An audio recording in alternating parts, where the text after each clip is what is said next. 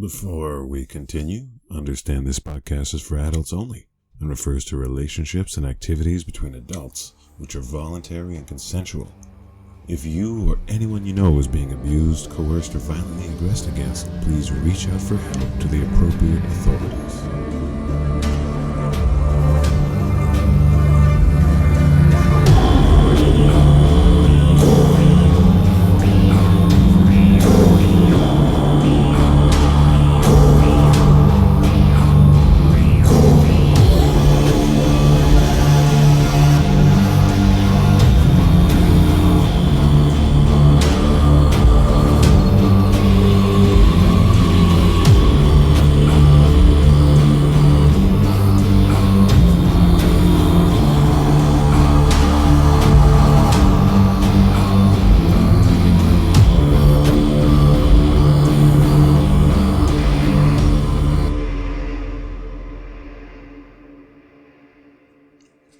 Hello, and welcome.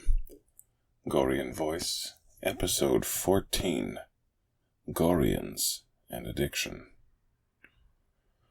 Thanks for tuning in again today. This topic is not as sexy as collars or dancing, etc. It's also a short one today. It's a topic I can only bear to carry forward a little ways. I want to talk about addiction. Please first indulge me a moment while I quote from the books.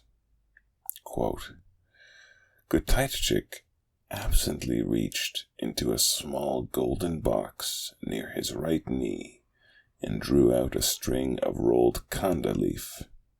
The roots of the kanda plant, which grows largely in desert regions on Gore, are extremely toxic, but, surprisingly, the rolled leaves of this plant, which are relatively innocuous, are formed into strings and, chewed or sucked, are much favored by many Goreans, particularly in the southern hemisphere, where the leaf is more abundant.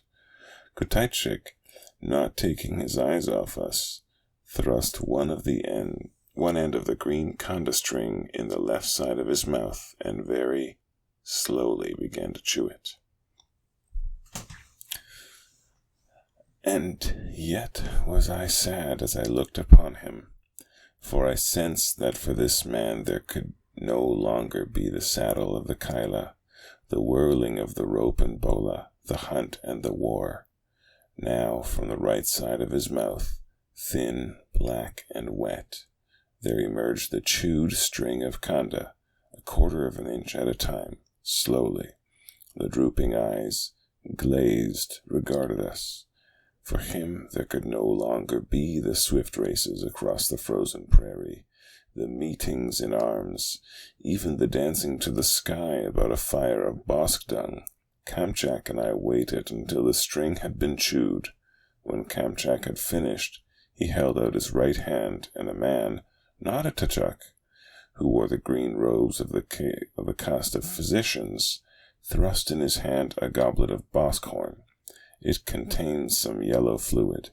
Angrily, not concealing his distaste, Gorean drained the goblet and hurled it from him. That's from Nomads of Gore, page 44, but in a different edition, the pagination might be slightly different. Later on in the book, as the intrigue progresses, there's another quote. Quote, I resolved that the best time to steal the egg would be during the days of the omen-taking. At that time, Gorean and other high men among the Tachuks, doubtless including Kamchak, would be afield, on the rolling hills surrounding the Omen Valley, in which the hundreds of smoking altars, the haruspexes of the four peoples would be practicing their obscure craft, taking the omens, trying to determine whether or not they were favorable for the election of an Ubar-san, a one Ubar, who would be Ubar of all the wagons. If such were to be elected, I trusted, at least for the sake of the wagon peoples, that it would not be Gorean. Once he may have been a great man and warrior, but now, somnolent and fat, he thought of little save the the contents of the golden Kanda box. End quote. So that's from page 146, or 147, Nomads of Gore. So Kanda, on the technical side, this drug, Kanda, seems to have an effect and occupies a cultural place that lies somewhere between the tobacco leaf, coca leaf, the khat leaf, the betel nut, and the poppy. The second quote may add a few axes to the map, which seem to push it very mildly towards the mushroom or the cane toad area of our earthly medicinals. That it is consumed in a rather rough-hewn manner and not processed to concentrate its effects is very much in keeping with John Norman's overall preference for a naturalistic culture. His Goreans are all organic, even in their vices. As such, since the above earthly analogues to Kanda have a variety of effects, I will assume that different people of Gore have very different relationships with Kanda, ranging from using it very occasionally or on an as-needed basis to being outright dysfunctional addicts whose major preoccupation of acquiring their next dose overrides all other practical concerns.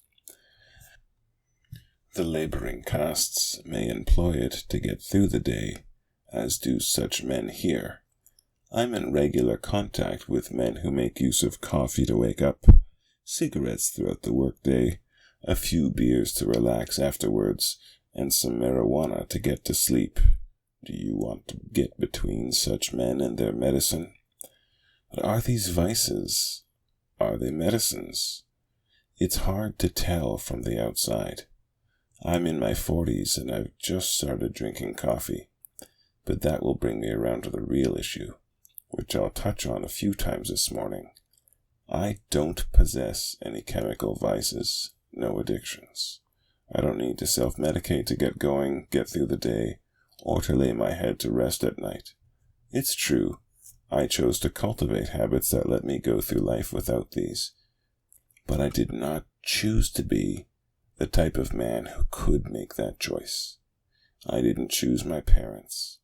I didn't choose to have a very low ACE, that's Adverse Childhood Experiences score. That I suffered no more trauma than I could bear as a child was not up to me. I reaped the rewards of something I didn't sow. In fact, just to prove to myself that I could handle some measure of adversity, I had to throw myself into jobs and hobbies that involved danger and violence. The stork could have landed at a nicer house, but it could have landed at a much worse place for me. I'd like to get a touch personal this morning and tell you about a friend / uncle / brother of mine who battled addiction. This is a little something I wrote about him a couple years ago. A member of my tribe has battled addiction at least 12 years longer than I've been alive. I happen to know quite a bit about his upbringing, and addiction in his case is quite overdetermined. He's a valued friend. My children call him uncle, and yet our fraternal connection is somewhat handicapped by this addiction. He has responsibilities. On our little slice of paradise, he has his own couch house out back, and many of the agricultural endeavors we engage in are under his stewardship. He also has limitations, and over the years I've slowly gotten the hang of delegating him enough meaningful work that he feels, and is, a valued community member without bumping up against levels of stress and strain that would cause him to resume self-medication.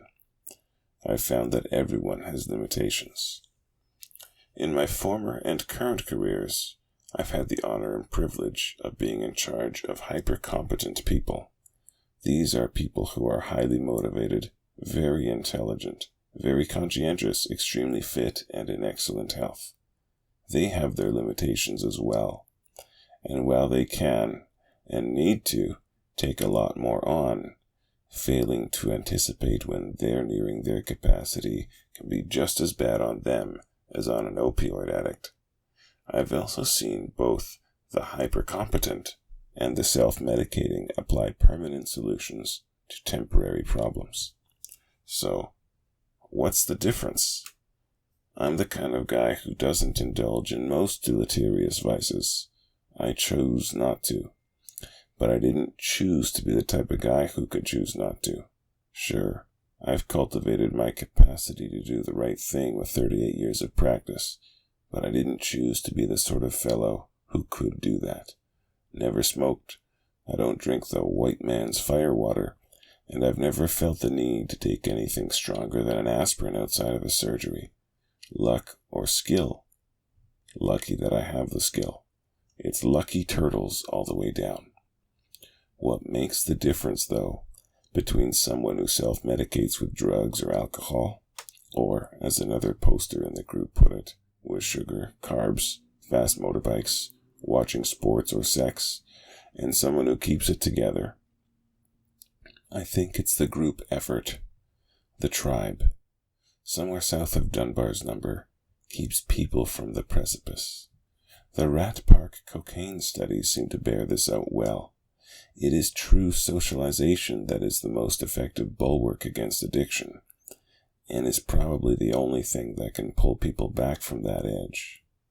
Somewhere rather north of Dunbar's number, there are groups which try a one-size-fits-all solution. You see, affairs of state don't have the time to learn about the little guy, so they'll either provide you with unlimited free soma, like they do here in Lotus Land, Canada, or put you in a cage, hang, behead, or shoot you.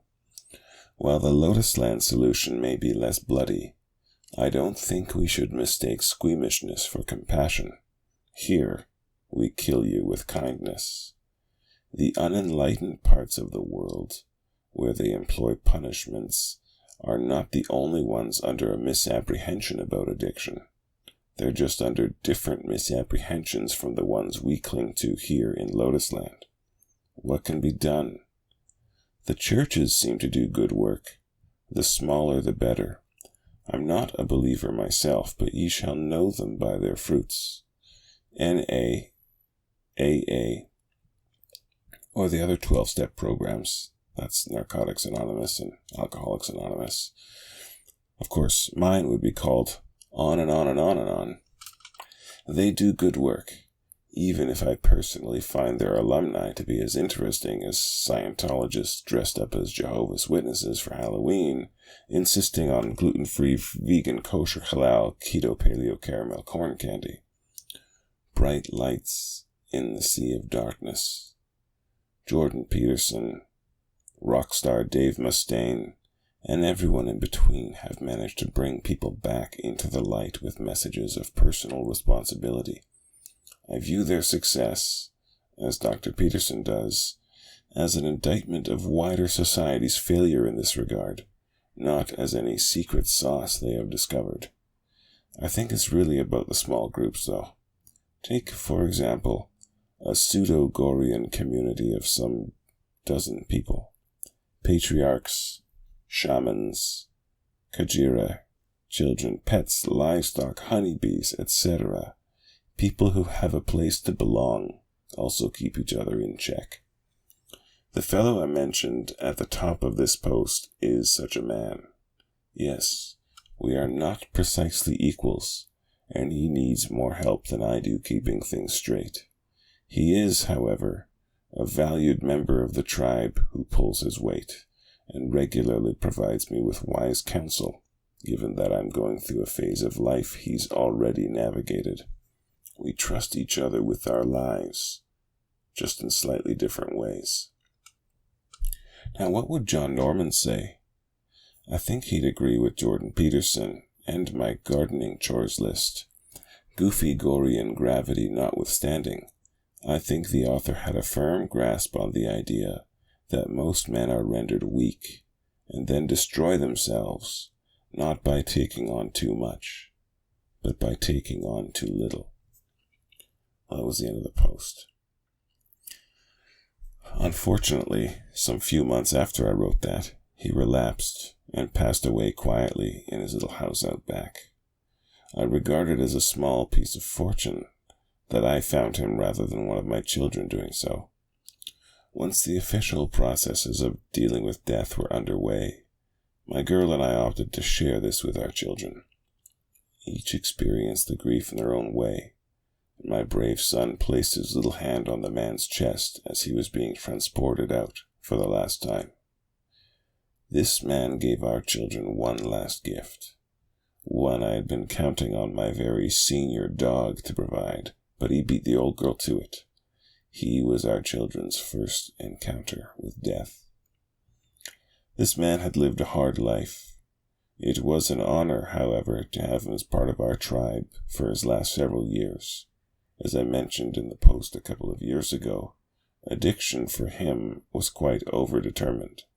It's bad when things happen to children, but it's much, much worse when the evil is coming from inside the house. This man had nearly everything bad happen to him at the hands of his own family of origin, and yet, though he didn't manage to break the cycle completely and live free of those chains, he did get far enough not to renew it. He couldn't bring himself to harm someone, or even to steal to support his addiction. Even when he was deep into the throes of it. He participated in many of my enterprises and had access to enough of my assets that he could have easily stolen from me, yet he never did. Addiction is a special sort of hell that we humans manage to build for each other. He suffered in silence. He was like a third grandfather to my kids. Cleaning out his place was an emotional experience, seeing just how much of it was dedicated to his role in my children's lives. In the course of packing up things to forward to next of kin, one particular personal effect caught my eye. It was a letter from his mother to the professional who was helping him the last time he was in residential treatment. Apparently, part of his treatment protocol had to do with dealing with childhood trauma. The letter was completely heartbreaking.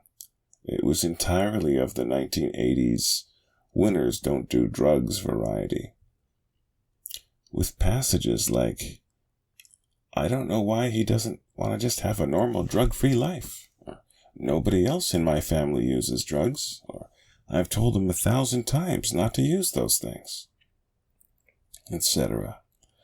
No mention of how his father, the man she chose, but he was stuck with, chased him around the house with a chef's knife. No mention of the noncery he was subjected to on account of an uncle who never spent a day in jail. I guess she was just a great mother. While I appreciate that the Gore books have things to say about addiction, and plenty to say about willpower, volition, and a man making for himself, one excellent point the books make is that life can be quite simply cruel. The manacles that we forge for ourselves with addiction, though, are started by the people in whose charge we're placed by accident of birth.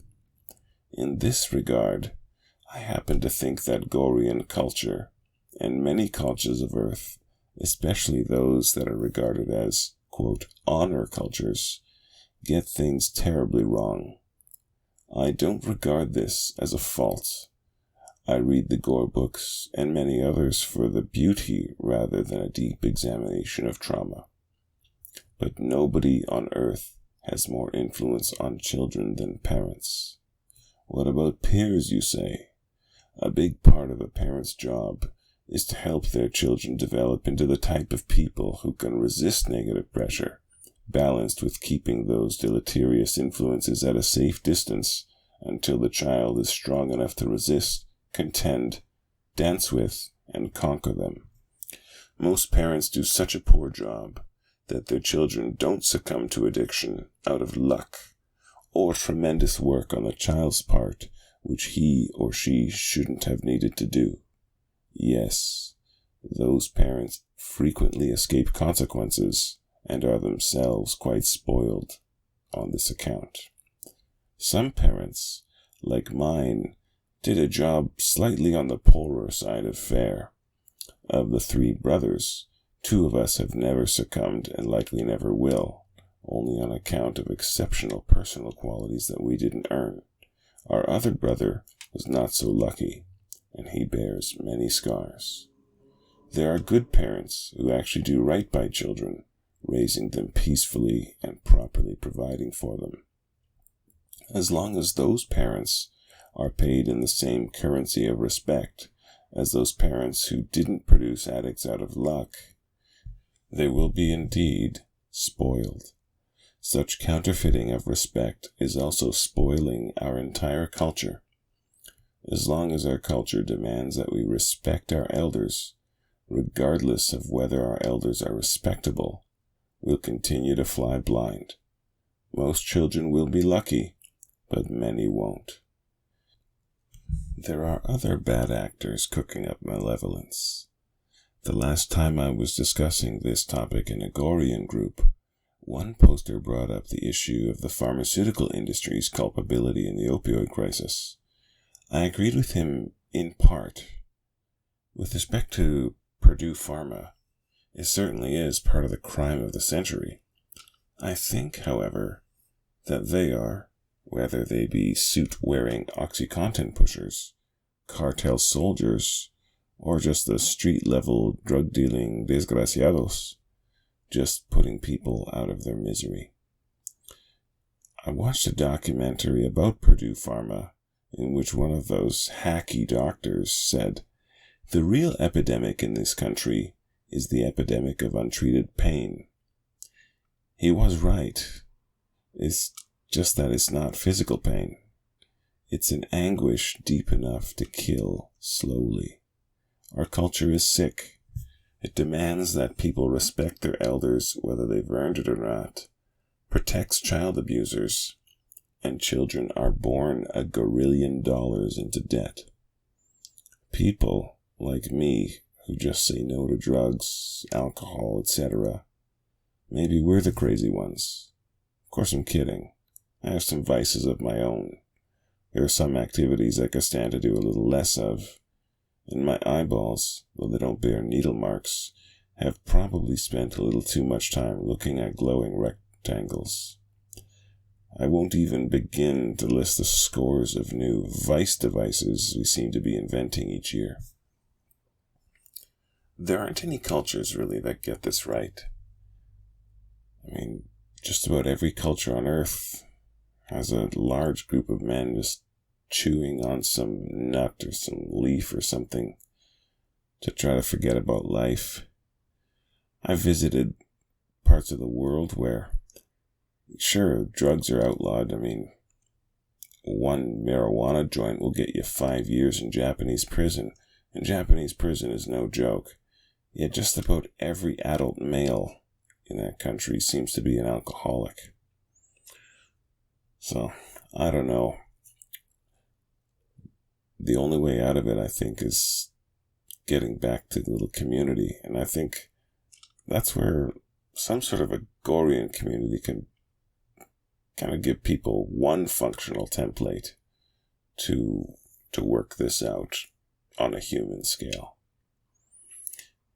But I try to bear in mind, in all the Gorean living we do, especially we men, who are ubar within the swing of our swords, all the glorious and beautiful chest-thumping, and especially in the quieter moments where our true strength lies, and in the thrill of the dance, the riding, the dealing, the building, composing, inventing, the conquering, the fighting, the crushing, the loving, in all of that unabashed celebration of our vigor, our volition, and our will, in all that making a dent in the universe and raging against the dying of the light, in all of that, please remember that neither you nor I did choose our parents. Please stay humble, be grateful, even aggressively grateful in a manner that spurs oneself on to greater excellence, but stay humble, because that poor wretch, writhing in agony, as he's frantically poking for a vein, that guy, who you rightly don't want anywhere near you, well, there but for the grace. What luck. To Uncle Phil, if you're up there, Tal brother, we miss you, we love you, and we hope you are at peace. Thanks for joining me again this week.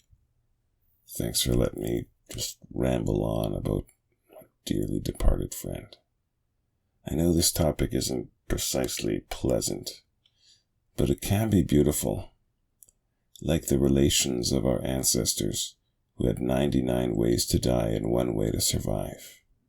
We may cleave to our loved ones all the tighter as the storms outside our tent buffet souls about on the winds of fate, the vicissitudes of life.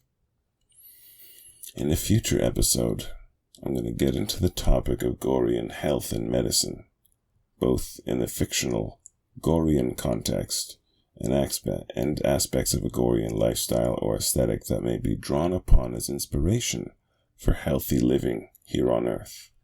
I'll also get into some slightly contentious territory in the health discussions that have come up in the last several years. But please join me next week, where I'll be chipping away at the motherlode that is gore and BDSM. In the meantime, lads, one of your duties is to check up on your people, practice magnanimity yourself, and have your woman cook them up a little something and bring it to them. Lasses, put all the care you can manage into your role as hostess. You may save a life without knowing it. Take care, be well, talk to you in a week.